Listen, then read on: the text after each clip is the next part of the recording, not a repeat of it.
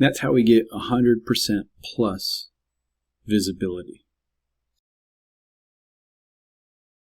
All right, in this video, I'm going to show you how to use FeedGen to get visibility results like this and to optimize your titles, descriptions, and some other attributes within Google Merchant Center to get the most out of Google Ads. So we're going to be using FeedGen, which is an open source tool that uses Google's artificial intelligence, Gemini, Vertex. It's going to help us improve product titles, it's going to write descriptions, and help us fill in missing attributes, as well as help with quality issues that you may have in your Merchant Center account.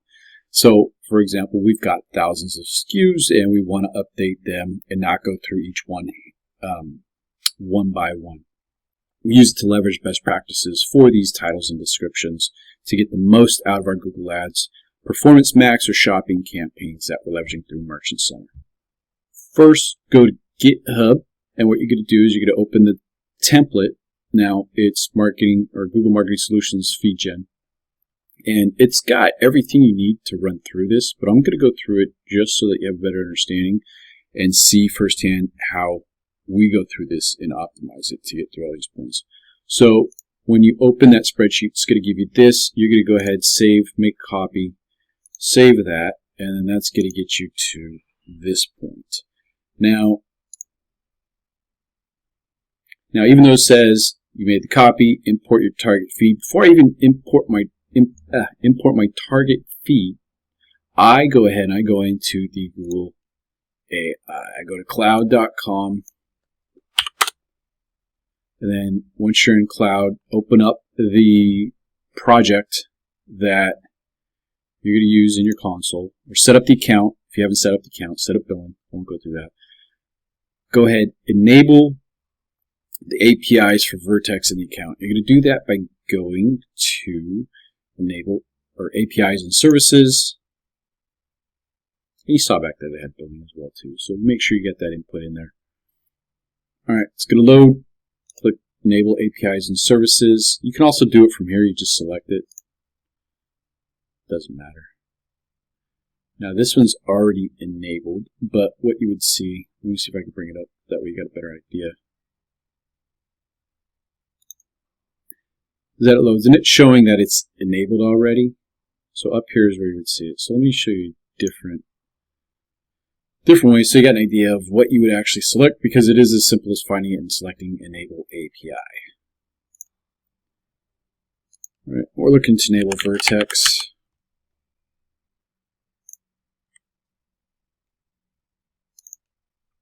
And this one's already enabled, so I'm going to show you what it looks like if there's one that's not enabled. But you do this first one, the Google Enterprise API. And this one's already enabled, but you go to Manage, you'd select, I did both of them. You select Enable API. Let me go back, see if I can find one that's not, just so you see the picture of what it looks like to enable, because it's pretty easy. So you just click Enable, go through the process, that enables it. Now you got your cloud set up, you've got your property. So if we go to properties, show you to your dashboard. This is where you're going to find that information of your project ID. This is what you're going to need to use in the sheet. I'm not going to show you mine because I don't use mine. So now we got billing, we got the cloud property set up, we got billing set up, we got the API enabled. Now we come back to here. You're going to hit initialize at this point, and that's going to pop up this where you need to log back in. It's going to tell you that it may not be safe. You're going to click on the bottom left of it where it says view more, I think, and you're going to go through the process to get it. So it's there. If you don't see it and it says beware, just know it's on the bottom left. You click that area, it'll open something up to continue, even though you know it's not safe. You'll relog in, it'll connect. All right, so then we're going to go to config. Here is where you're going to input your project ID right here. And then I select Pro version or Flash version.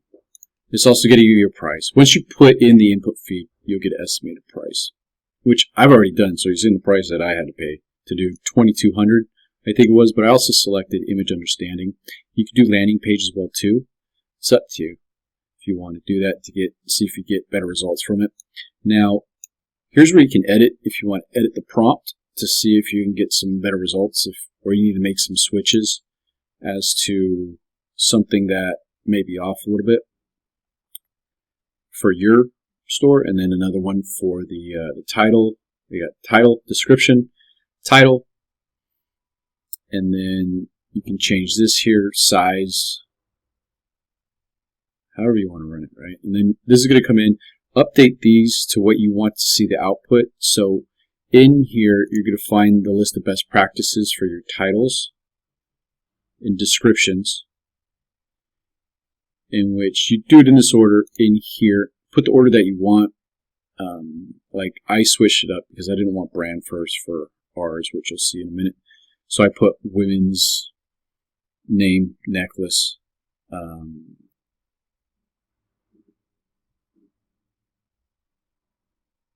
Which over here kind of, so this just gives you an idea, but you can play with this stuff, like play with brand, gender, product type, what it comes out. For some reason, this is pulling dynamically, and I don't know why it's pulling activewear.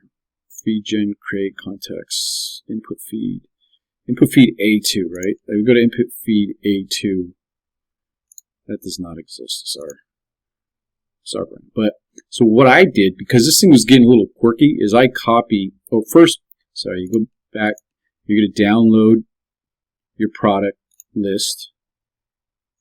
So you can go to your products, and maybe you have issues with some of them, right? So you got 100,000 products, and 10,000 have an issue with something. Or not even issue, just you want to update the titles and descriptions.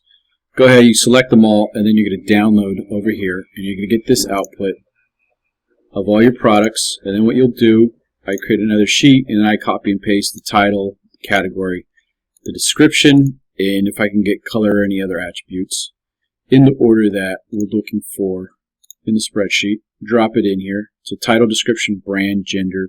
Some of these you can input. Some of them come with the download. Color, material. If you've got that, I put the links to the page and to the image. So as much information as you can get in these descriptive categories, it's going to help as well too. Like some of us, we have duplicate information within the color and the product title just because of how the client does it. So those are things that you can try and fix and only put gold once and configure the prompt. You're going to go back in. Once you've got this here, copy and paste. I tried deleting it and then pasting this in, and I was having issues with the config and getting it for this to populate correctly. So I found just pasting over worked well. You're going to go to generate content, hit FeedGen, and this will come up after you do initialize. That's when this pops up. You're going to you'll hit clear generated data. This will delete all this. I'm not going to run again. And then what you'll do is you'll hit generate, and this will start populating, and it will give you an idea of what's failed and what success is. So for stuff that's failed, what I did is I would sort this by things that failed, put it in another Excel doc or sheet, right? And then I would take the stuff that's success. And then what I would do is I take the failed item IDs, I go back to input feed, I then filter just for those, and I see if I can update those, so it'll pull it in here. And then, but I do that as the step after I get all this run, and then I look at these to make sure they look good. If they look good, then we can continue through it, because there's a lot of them. Remember, if you want, you can pull down here if there's more information so that we can see everything in edit. Then you can export or approve filtered, export to output feed. We'll put it over here. But all I did, I just copied item ID.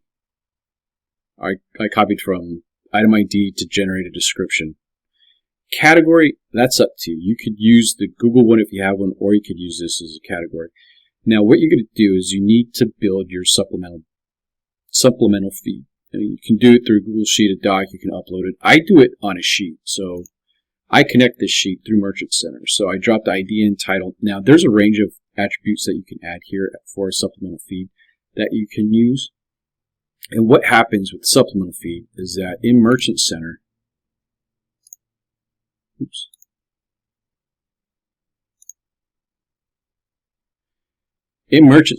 what it's going to do is you're going to add a supplemental feed here, and essentially you can create rules, right? Like if this is blank, use this information for whatever item ID or column that it's looking for. So if says gold in this example, use the color. If it doesn't say a color, if it's blank, then use what you have from the site. So you can generate these rules so that way you don't upload something and then it steps over something else. For instance, if you had, if you didn't have something here and then it would show a blank attribute when you're like, no, use what's on the site if this doesn't have it. Then you come and you're going to add a supplemental feed. You can name it sup feed. And this is different ways you can do it. Content, upload, schedule, fetch, Google Sheets, Excel sheet. I like sheets because I can go to the sheet and I can just change the sheet. And then I'm going to select existing sheet.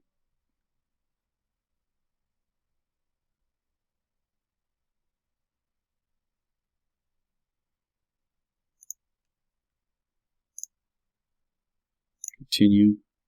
Language, English. US, continue. This is the feed. If you got more feeds with different names, it'll pop up here. So I select this. And then I create the feed.